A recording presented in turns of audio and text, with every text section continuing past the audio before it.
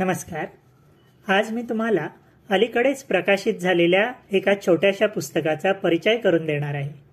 त्या पुस्तकाचं नाव आहे कोकण रत्ने.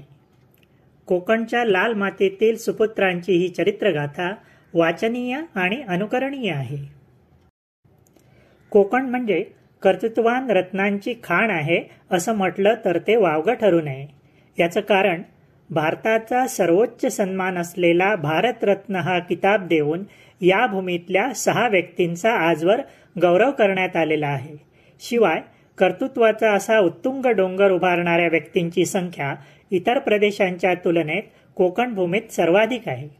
त्या अर्थाने कोकणसारखा कर्तृत्व सुपीक प्रदेश केवळ महाराष्ट्रातच नव्हे तर भारतातही दुसरा नाही. अशा या भूमीतल्या काही मोजक्या कोकण रत्नांची त्यांच्या कार्यकर्तृत्वासह ओळख करून देणारं हे पुस्तक म्हणजे भारताच्या सामाजिक, राजकीय, शैक्षणिक आणि सांस्कृतिक इतिहासाची एक झलक आहे.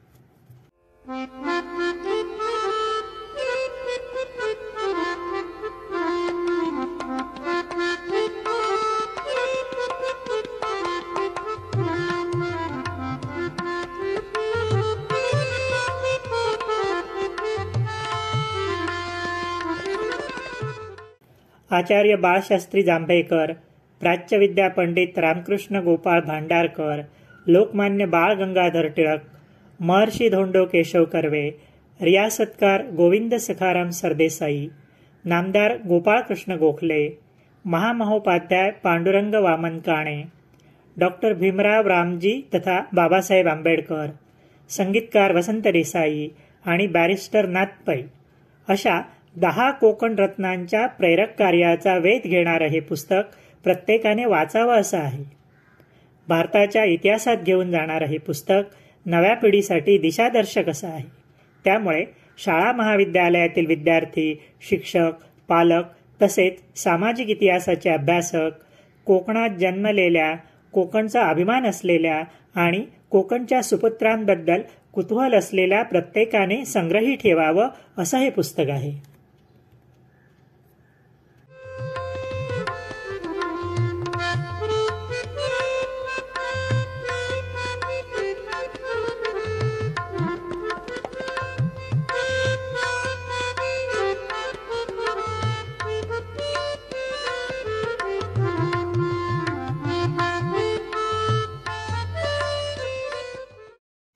मला स्वतःला माझ्या शालेय आणि महाविद्यालयीन जीवनात सर्व थोर व्यक्तींबद्दल कुतूहल असायचं.